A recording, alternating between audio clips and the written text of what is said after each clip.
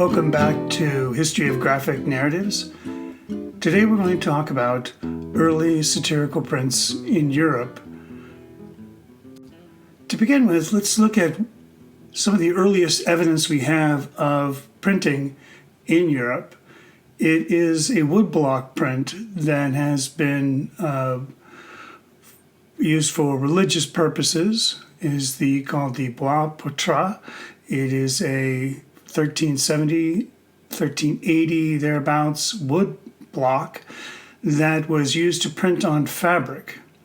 And it was an altarpiece. And we see the fragment that remains is the patron there extolling the virtues of Christ. A woodblock print is the earliest printing technology in Europe, and it is a fairly straightforward process whereby a block of wood, sort of a drawing is transferred to a block of wood, and then everywhere you don't want the lines to go, you cut away. And so you have this relief that takes ink and then prints your image. What's probably more famous in Europe is the Gutenberg press. Woodblock prints are very laborious and they're very slow to move. And to create a book means each page needs to be cut and formed individually. The Gutenberg press was a huge advance on this. Not even 100 years after we have our earliest evidence of woodblock prints, we have this idea of moving type. Now, and this is an interesting shift because woodblock prints use water-based ink for the most part.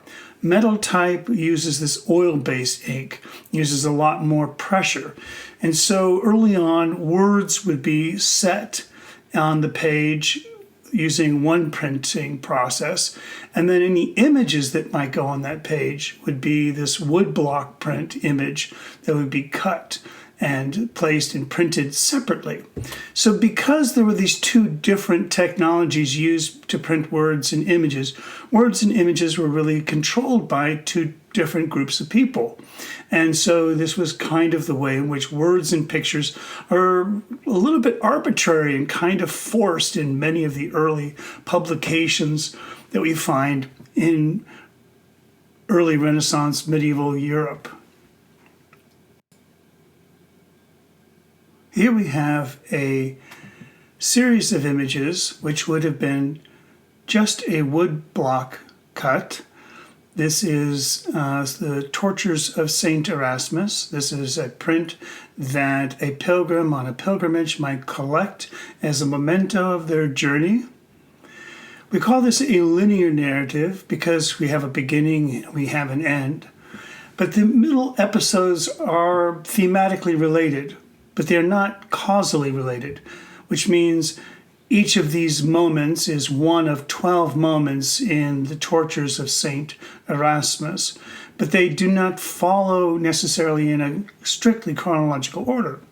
The episodes in the middle could be rearranged in different ways. The emphasis on where they are now is not particular. It doesn't enhance or change the nature of the story. So they're thematically related. They're all tortures of Saint Erasmus, beginning with his imprisonment and ending with his beheading. And that's sort of this sort of early idea of a kind of narrative story that we find in these prints. What happens fairly quickly with books and woodblock prints is that we have this shift away from religious themes and the development of popular stories that people would buy for entertainment, not just religious edification. Here we have a print by Caspar Vringsberg, and this woodcut was a panoramic narrative. In this, we see a beautiful woman center and a man kneeling after her right, and surrounding them are all these hearts being tortured. The tortures are actually fairly similar in character to the sort of tortures that Saint Erasmus suffered. But in this case, the heart is this man's heart, because this Frau Min is such a temptress that she is leading him into all these tortures with his heart, with his love. And so this becomes a very interesting way in which religious iconography is being employed to these kind of secular ends. And it's a very interesting idea, the way in which the print vocabulary, even though it uses these kind of religious symbols and ideas, is entirely meant for entertainment. This panoramic narrative doesn't have any kind of linear progression. It really is just a sort of group of various visual nuclei all across the page. And so we don't see any sort of change in time across the picture. Here is a series of pictures that are sort of thematically related, but there's no repetition of character. And so you have this progressive narrative, which means it's like a parade. We have a series of peasants going to a dance, and the dance gets progressively wilder and stranger and more bawdy by degrees. This is an absolutely stunning print, and it's one of the early evidence we have, which is not a woodblock print, but is this new technology called engraving. Now, engraving is very different from a woodcut. In a woodcut, we have a kind of subtractive process. You're cutting away all the wood where you don't want the ink to go. Engraving is actually you have a metal plate and you're cutting a line.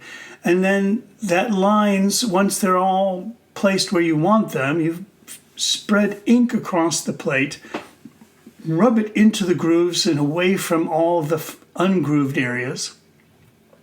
You wipe it clean, and then you apply a lot of pressure, and so that the ink stays where the grooves are, and it picks it up on the paper. So this is a technology that was used in metallurgy and was a part of early, people who were doing jewelry making. This is kind of a way this would have developed, and it creates this wonderful line quality in the art, much more fluid, much more dynamic. You're not cutting and chiseling away at the block. You're literally drawing a line with a tool called a burin. Let's compare a woodcut to an engraving, and you can see the quality of the image has changed. The woodcut has much more difficult time creating gradations in value. And so we see a very sort of more simple line work, sometimes a bit more awkward line work. But what you find is in the engraving, this much tighter, finer, and overlapping lines in what we call cross-hatching. Now, prints in Europe were distributed in many different ways. A print shop might have a display outside their window, but there were also people who traveled the countryside and they disseminated prints through these performances that they would give, which were called picture recitation. A group of people would come forward with a banner with a painting on it, and as they sang and told their story, it could be religious, it could be secular, they would then hand out flyers, leaflets, pamphlets that were sort of a printed version of the story they were singing. So people would kind of have an idea of what they were going to buy. This kind of entertainment spread through Europe all the way from India, and it has thousands of years of history there. And it became an important sort of way that these stories were transmitted and circulated and popularized among the populace. Here is an example of the kind of image that someone might buy on such a picture recitation event. It's a true narrative of the horrid and hellish popish pot. This is sort of an anti-Catholic screed that was published in 1682. And it notes that it is sung to the tune of Packington's Pound. So what they're doing is they're telling the story in verse, and the rhyme scheme and the meter of it is essentially the same as this popular tune. So when this was performed, people would have been familiar with the song, would have then learned this new message through this appropriation of the popular tune. Now let's talk about this sort of feature that has appeared in a couple of our woodcuts and engravings so far. It's called the phylactery. The phylactery is this scroll that is one of the earliest evidence we have of what's called a speech bubble today. Now the phylactery, this really just means like a scroll of text. And it has a sort of religious implications that go way back in Christian times as a way of marking the idea of what we call prophetic speech or original speech. So if we see here in the Montier Granville Bible from Tours, 840 CE, we see that Christ, seated below on his throne, is holding up above his head this cloth.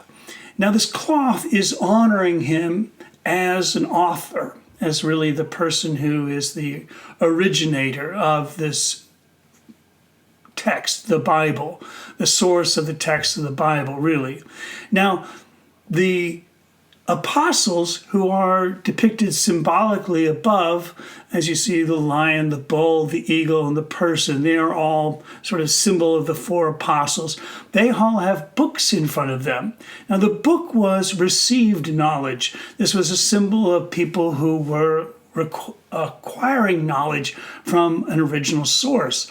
So Christ here is the source of the Bible, and the apostles, they are not the prophets of this. They are the people who are recording what Christ said and did. And so this is how this works for us, is you have this way in which these two different symbols appear. The scroll is an outgrowth of that honor cloth, that idea that the scroll represents the original utterance of this speech, and is twisting and curling in ways to implicate this idea of the force of the spoken word. Now, we see a lot of this in Annunciation. This one from 1409, you see the angel approaching Mary, in this way in which the angel's words are moving away from the angel and toward the figure of Mary. There you can see the books and the honor cloth. Now, there are lots of different shapes of text in things. We tend to notice that divine speech tends to be, here we see the words of God coming down from heaven in a straight and direct line. So there's something sort of very immediate and direct and unmediated about God's speech in that direct line. Human speech tends to be a little bit more convoluted. It has this kind of more worldly nature, but it still is directed. If we go back and look at the Bois Patin, we see this speech of the patron going up away from him, and then it sort of curves back around in a very interesting, sinuous way. So that actually the last words is really hanging upside down. And it does that for the very important reason that the speech needs to be directed to the person it is being spoken to. It's not necessarily that we, the reader, are there to receive it. It would have been much easier if this text had just kind of kept going, but it needs to connect back to Christ. And so the speech scroll moves in the direction toward the person speaking. We see a lot of interesting ideas and images in speech bubbles throughout these early years. Speech bubbles or phylactery were not a neutral container for text. They are often associated with corruption, pollution, barfing, defecating, exorcisms, things sort of exploding out of the mouth, things coming into the mouth. This was a place of temptation and a place of corruption. We see in many early depictions of exorcisms, the demons fly out of the victims' mouths. So this is a way in which we see the mouth as a kind of a source of sort of corruption that can be suspect. And I think people's were always kind of suspect of the speech bubble. And it's something that we see in the literature of the time, that speech bubbles were seen as sort of corrupting influence of a kind of popular or mass art. Interestingly enough, one of the first evidence we have of actual bubble-shaped speech is from 1720. Here we have a kind of round-ended speech bubble. Now it looks less and less like an actual scroll, and it looks more like something of a modern speech bubble. It's rounded. It's really a bubble. And what's so funny about this is that the bubble is meant to be, in fact, a bubble, because the men who are speaking in these bubbles are speculating on how they're going to get rich. And this is a satirical depiction of the times with the South Sea bubble, when people were investing in the stock market recklessly. And so their ideas were like soap bubbles. And to make this point clear, we see in the lower right, we see a small child blowing soap bubbles to make that connection clear, that everything that these men are saying is just going to pop, disappear, as you see here. Other kinds of speech bubbles have other sorts of moral ideas attached to them. When there's no speech bubble around the text, it tends to be like from the voice of a babe or the voice of God, or some kind of extra innocence is acquired by the lack of a container for the speech. We also see very curious, interesting allegorical uses of speech bubbles. Here, this speech bubble is strangely similar to this dog's tail over on the right. And I think that has something to do with the sort of humorous association between sort of the affection between these two dogs and these two politicians. We also find in 1773 the emergence of smoke-like speech. And in Italy today, the word for comics is fumetti, which means a kind of like a puff of smoke. And so this idea of smoke-like speech bubbles emerges, not surprisingly, at the same time as the habit of smoking begins in Europe. Then we also see speech bubbles that appear like on banners and on flags, and the speech is moving away from any kind of religious connotations, and now it is associated with politics and political action. We also have some very interesting early depictions here. This woman shouting, her speech is represented by these jagged lines, where actually there's a kind of the shape and form of the lines abstractly communicates the shape and character of the sound. Eventually, by the end of the 18th century, speech bubbles start to get really rather cumbersome. You can see here this harangue about a goose. In this engraving, we see the text is this giant sort of block of words that the language is starting to become, it's no longer curling or queuing about, and it becomes a sort of large portion of text. So this change that's happening here is an increase in literacy in Europe. More people are more literate who are buying these prints. And the idea of a text being different from a spoken word is disappearing. People are beginning to accept the written word as the spoken word. And these blocks of written text are spoken words. You don't need to indicate them through these fancy scrolls. You see the simple line pointing to the speaker is sufficient. Well, it isn't much longer, barely another decade, when people decide that speech bubbles are just too cumbersome and they're invading the picture too much. And they just drop all the text down into a block away from the picture. And so we have a picture and we have a text. And inside the text, we see quotations for speech and narration together. And most people say the Cruikshanks were the first who really popularized this, and really kind of this new way of, so the picture becomes a kind of discrete and complete image on itself, and it is not cluttered by the use of speech bubbles. And this is the case for literally 100 years. There are no more speech bubbles to speak of.